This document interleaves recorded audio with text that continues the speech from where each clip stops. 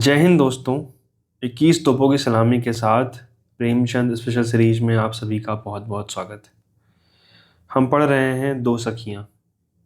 आज हम इसका पार्ट 5वां लेकर के आपके सामने हाजिर हैं। जगह दिल्ली, दिनांक 5/2/1926। प्यारी चंदा, क्या लिखूं? मुझ पर तो विपत्ति का पहाड़ टूट पड़ा। हाय, वह चले गए। मेरे विनोद का 3 दिन से पता नहीं। निर्मोही चला गया, मुझे छोड़कर बिना कुछ कहे सुने चला गया। अभी तक रोई नहीं। जो लोग पूछने आते हैं उनसे बहाना कर देती हूँ कि 2-4 दिन में आएंगे। एक काम से काशी गए हैं, मगर जब रोऊंगी तो यह शरीर उन आंसुओं में डूब जाएगा, प्राण उसी में विसर्जित हो जाएंगे। छलिए ने मुझसे कुछ भी नहीं कहा। रोज की तरह उठा, भोजन किया, विद्यालय गया, नियत समय पर लौटा। रोज की तरह मुस्कुराकर मेरे पास आया। हम दोनों ने जलपान किया, फिर वह दैनिक पत्र पढ़ने लगा। मैं टेनिस खेलने चली गई। इधर कुछ दिनों से उन्हें टेनिस से कुछ प्रेम न रहा था। मैं अकेली ही जाती। लौटी तो रोज की ही तरह उन्हें बरामदे में टहलते और सिगार पीते देखा। मुझे देखते ही वह रोज की तरह मेरा ओवरकोट लाए और मेरे ऊपर डाल दिया। बरामदे के नीचे उतरकर खुले मैदान में हम टहलने लगे, मगर वह ज़्यादा बोले नहीं, किसी विचार में डूबे रहे। जब ओस अधिक पड़ने लगी तो हम दोनों फिर अंदर चले गए। उसी वक्त वह बंगाली महिला आ गई जिनसे मैंने वीणा सीखना शुरू किया है। विनोद भी मेरे साथ ही बैठे रहे। संगीत उन्हें कितना प्रिय है यह तुम्हें लिख चुकी हूँ। कोई नई बात नहीं हुई। महिला के चले जाने के बाद हमने साथ साथ ही भोजन किया। फिर मैं अपने कमरे में लेटने आई। वह रोज की तरह अपने कमरे में लिखने पढ़ने चले गए। मैं जल्द ही सो गई, लेकिन बेखबर पड़ी रही। उनकी आहट पाते ही आप आंखें खुल गईं। मैंने देखा वह अपना हरा शॉल ओढ़े खड़े थे। मैंने उनकी ओर हाथ बढ़ाकर कहा, आओ, खड़े क्यों हो? और फिर सो गई। बस प्यारी बहन, वही विनोद के अंतिम दर्शन थे। कह नहीं सकती वह पलंग पर लेटे या नहीं। इन आंखों में न जाने कौन सी महानिद्रा समाई हुई थी। प्रातः उठी तो विनोद को न पाया। मैं उनसे पहले उठती हूँ, वह पड़े सोते रहते हैं। पर आज वह पलंग पर न थे, शॉल भी न था। मैंने समझा शायद अपने कमरे में चले गए हों। स्नान गृह में चली गई। आधा घंटे में बाहर आई, फिर भी वह न दिखाई दिए। उनके कमरे में गई, वहाँ भी न थे। आश्चर्य हुआ कि इतने सवेरे कहाँ चले गए। सहसा खूंटी पर पड़ी, कपड़े न थे।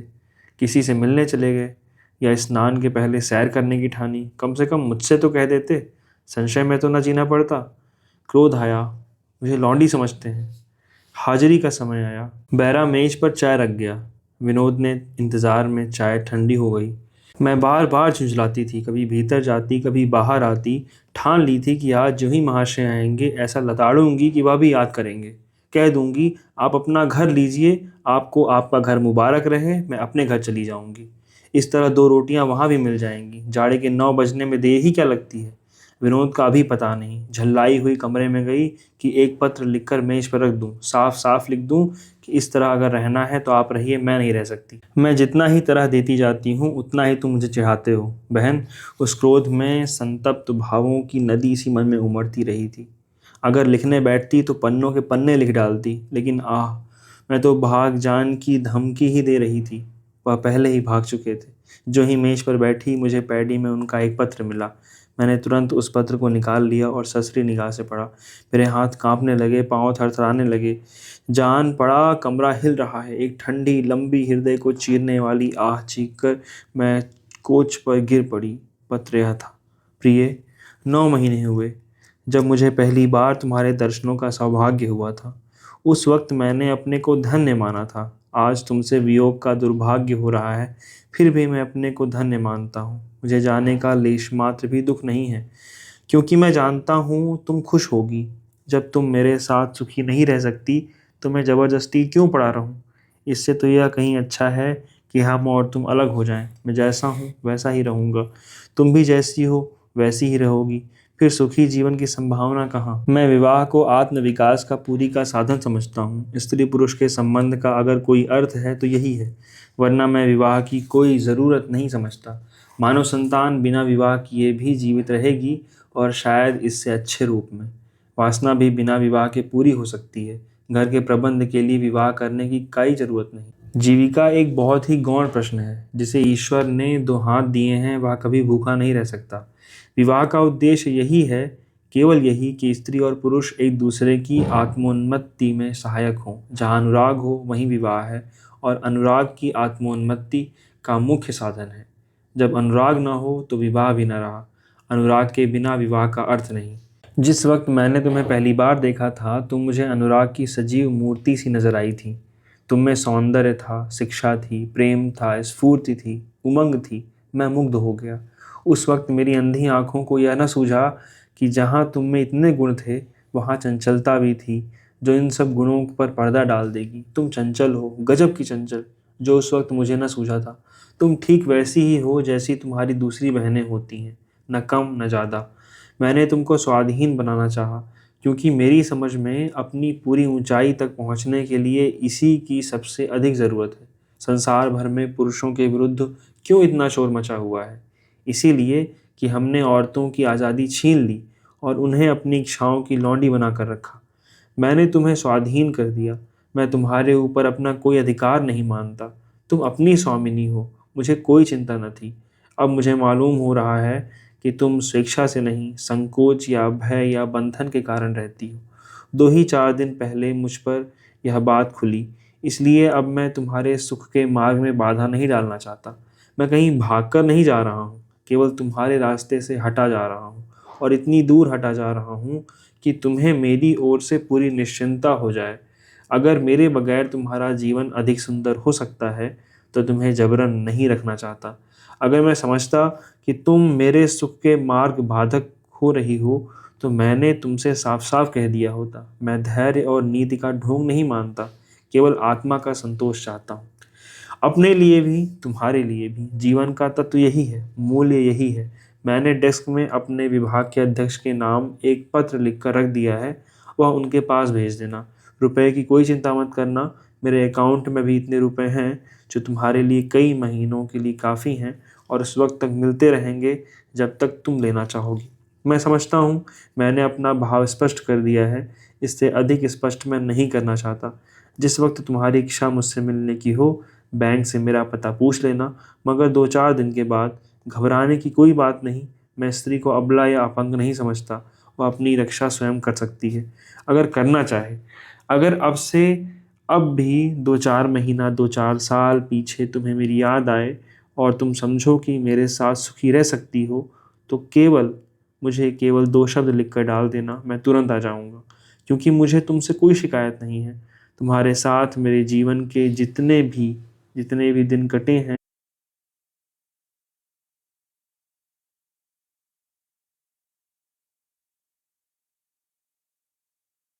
तुम्हारे साथ मेरे जीवन के जितने भी दिन कटे हैं, वह मेरे लिए स्वर्ग स्वप्न के दिन हैं।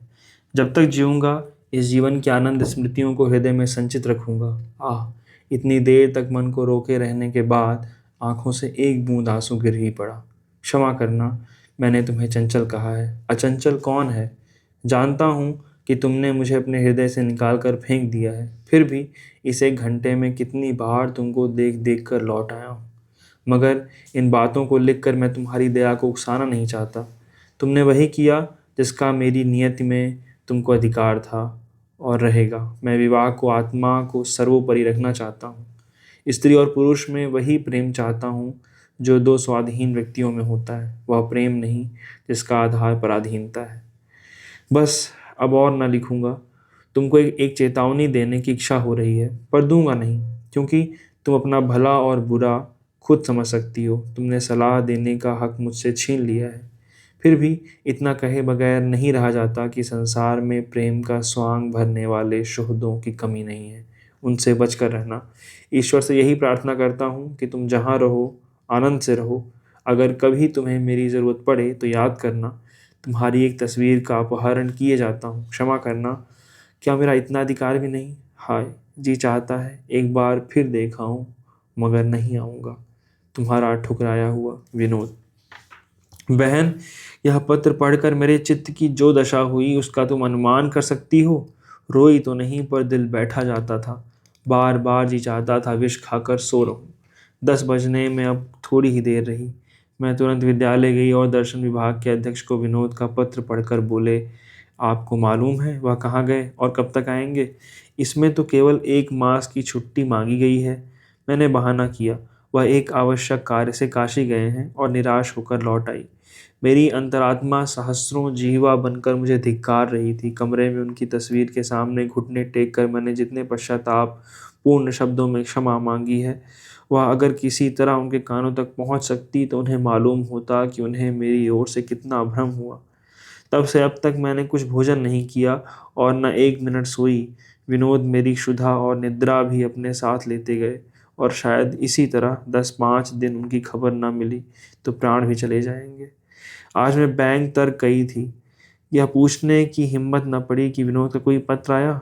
वह सब क्या सोचते कि यह उनकी पत्नी होकर हमसे पूछने आई है।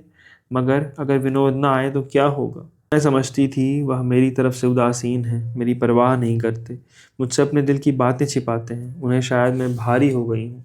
अब मालूम हुआ मैं कैसे भयंकर भ्रम में पड़ी हुई थी। उनका मन इतना कोमल है, यह मैं जानती तो उस दिन क्यों भुवन को मुंह लगाती, मैं उस अभागे का मुंह न देखती।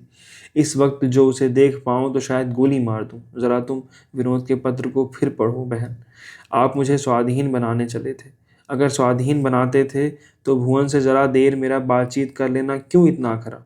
मुझे उनकी अविचलित शांति से चिढ़ होती है। वास्तव में उनके हृदय में इस रात सी बात की जितनी शांति पैदा कर दी, शायद मुझ में न कर सकती। मैं किसी रमणी से उनकी रुचि देखकर शायद मुंह फुला लेती, ताने देती, खुद रोती, उन्हें रुलाती, पर इतनी जल्दी भाग न जाती। मर्दों का घर छोड़ना भागना तो आज तक नहीं सुना। औरतें ही घर छोड़कर मैके भागती हैं, या कहीं डूबने जाती हैं, या आत्महत्या करती हैं। पुरुष निर्द्वंद बैठे मूंछों पर ताव देते हैं, मगर यहाँ उल्टी गंगा बह रही है। पुरुष ही भाग खड़ा हुआ। इस अशांति की था कौन लगा सकता है, इस प्रेम की गहराई को कौन समझ सकता है। मैं तो अगर इस वक्त विनोद के चरणों पर पड़े पड़े मर जाऊं तो समझूं मुझे स्वर्ग मिल गया। बस इसके सिवा मुझे अब कोई और नहीं इच्छा होती। इस अगाध प्रेम ने मुझे तृप्त कर दिया। विनोद मुझसे भागे तो लेकिन भाग न सके। वह मेरे हृदय से, मेरी धारणा से इतने निकट कभी न थे। मैं तो अब भी उन्हें अपने सामने बैठा देख रही हूँ। क्या मेरे सामने फिलॉसफर बनने चले गए थे। कहाँ गई आपकी वह दार्शनिकता गंभीरी। क्यों अपने को धोखा देते हो, यूं अपनी आत्मा को कुचलते हो। अब की तो तुम भागे, लेकिन फिर भागना तो देखूंगी। मैं न जानती थी तुम ऐसे चतुर बहुरूपीय हो। अब मैंने समझा, और शायद तुम्हारी दार्शनिक गंभीरता को भी समझ में आया होगा कि प्रेम जितना ही सच्चा, जितना ही हार्दिक होता है, उतना ही कोमल होता है। वह विपत्ति के उन्मत्त सागर में थपेड़ खा सकता है, पर अवहेलना की एक चोट भी नहीं सह सकता। बहन, बात विचित्र है पर है सच्ची। मैं इस समय अपने अंतस्तल में जितनी उमंग, जितने आनंद का अनुभव कर रही हूँ, याद नहीं आता विनोद के हृदय से लिपट कर भी कभी पाया हो। तब पर्दा बीच में था, अब कोई पर्दा बीच में नहीं रहा। मैं उनको प्रचलित प्रेम व्यापार की कसौटी पर कसना चाहती थी। यह फैशन हो गया कि पुरुष घर में आए तो स्त्री के वास्ते कोई तोहफा लाएं। पुरुष रात दिन स्त्री के लिए गहने बनवाए, कपड़े सिलवाएं, बेल, फीते, लेस खरीदने में मस्त रहें। फिर स्त्री को उससे कोई शिकायत नहीं। वह आदर्श पति है। उसके प्रेम में किसे संदेह हो सकता है। लेकिन उसकी प्रेयसी की मृत्यु के तीसरे महीने वह फिर नया विवाह रचाता है। स्त्री के साथ अपने प्रेम को भी चिता में जला आता है। फिर वही स्वांग इस नई प्रेयसी से होने लगते हैं। फिर वही लीला शुरू हो जाती है। मैंने यही प्रेम देखा था और इसी कसौटी पर विनोद कस रही थी। कितनी मंद बुद्धि हूँ, छिछोरेपन को प्रेम समझने बैठी थी। कितनी स्त्रियां जानती हैं कि अधिकांश ऐसे ही गहने, कपड़े और हंसने बोलने में मस्त रहने वाले जीव लंपट होते हैं। अपनी लंपटता को छिपाने के लिए वह ये स्वांग भरते रहते हैं। कुत्ते को चुप रखने के लिए उसके सामने हड्डी के टुकड़े फेंक देते हैं। बेचारी भोली भाली उसे अपना सर्वस्व देकर खिलौने पाती है और उन्हीं में मग्न रहती है। मैं विनोद को उसी कांटे पर तौल रही थी, हीरे को साग के तराजू पर रख देती थी। मैं जानती हूँ, मेरा दृढ़ विश्वास व अटल है कि विनोद की दृष्टि कभी किसी पर, किसी स्त्री पर नहीं पड़ सकती। उनके लिए मैं हूँ, अकेली मैं हूँ। अच्छी हूँ या बुरी, जो कुछ हूँ मैं ही हूँ। बहन, मेरी तो मारे गर्व और आनंद से छाती फूली उठती है। इतना बड़ा साम्राज्य, इतना अचल, इतना सुरक्षित किसी हृदयेश्वरी को नसीब हुआ है। मुझे तो संदेह है, और मैं इस पर भी असंतुष्ट थी। यह न जानती थी कि ऊपर बबूले तैरते हैं, मोती समुद्र की तह में मिलते हैं। हाय, मेरी इस मूर्खता के कारण मेरे प्यारे विनोद को कितनी मानसिक वेदना हो रही है। मेरे जीवन भर, मेरे जीवन सर्वस्व न जाने कहाँ कहाँ मारे फिरते होंगे। न जाने किस दशा में होंगे, न जाने मेरे प्रति उनके मन में कैसी कैसी शंकाएं उठ रही होंगी। प्यारे, तुमने मेरे साथ कुछ कम अन्याय नहीं किया। अगर मैंने तुम्हें निष्ठुर समझा तो तुमने तो मुझे उससे कहीं बदतर समझा। क्या अब भी पेट नहीं भरा? तुमने मुझे इतनी गई गुजरी समझ लिया कि इस अभागे भुवन में ऐसे ऐसे लाख भुवनों को तुम्हारे चरणों पर भेंट कर सकती हूँ। मुझे तो संसार में ऐसा कोई प्राणी नजर नहीं आता जिस पर मेरी निगाह उठ सके। नहीं, तुम मुझे इतनी नीच, इतनी कलंक नहीं समझ सकते थे। शायद वह नौबत आती तो तुम और मैं दो में से एक ही इस संसार में न होता। बहन, मैंने विनोद को बुलाने की, खींच लाने की, पकड़ मंगवाने की एक से एक तरकीब सोची है। क्या कहूँ, पहले ही दिन यह तरकीब क्यों न सूझी। विनोद को दैनिक पत्र पढ़े बिना चैन नहीं आता, और वह कौन सा पत्र पढ़ते हैं मैं यह भी जानती हूँ। कल के पत्र में यह खबर छपेगी, पद्मा मर रही है और परसों विनोद यहाँ होंगे। रुक ही नहीं सकते। फिर खूब झगड़े होंगे, खूब लड़ाइयाँ होंगी। अब कुछ तुम्हारे विषय में। क्या तुम्हारी बुढ़िया सचमुच तुमसे इसलिए जलती है कि तुम सुंदर हो, शिक्षित हो, खूब, और तुम्हारे आनंद भी विचित्र जीव मालूम होते हैं। मैंने सुना है कि पुरुष कितना ही कुरूप हो, उसकी निगाह अप्सराओं ही पर जाकर पड़ती है।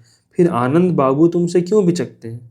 जरा गौर से देखना, कहीं राधा और कृष्णा के बीच में कोई कुब्जा तो नहीं। अगर सास जी यूं ही नाक में दम करती रहें तो मैं तो यही सलाह दूंगी कि अपनी झोपड़ी अलग बना लो, मगर जानती हूँ तुम मेरी यह सलाह न मानोगी, किसी तरह न मानोगी। इस सहिष्णुता के लिए मैं तुम्हें बधाई देती हूँ। पत्र जल्द लिखना, मगर शायद तुम्हारा पत्र आने के पहले ही मेरा दूसरा पत्र पहुँचे। तुम्हारी पद्मा। शुक्रिया दोस्तों, इस कहानी की यह कड़ी यहीं समाप्त होती है। हम इसका अगला भाग आपके समक्ष कल लेकर पेश होंगे। बहुत बहुत धन्यवाद।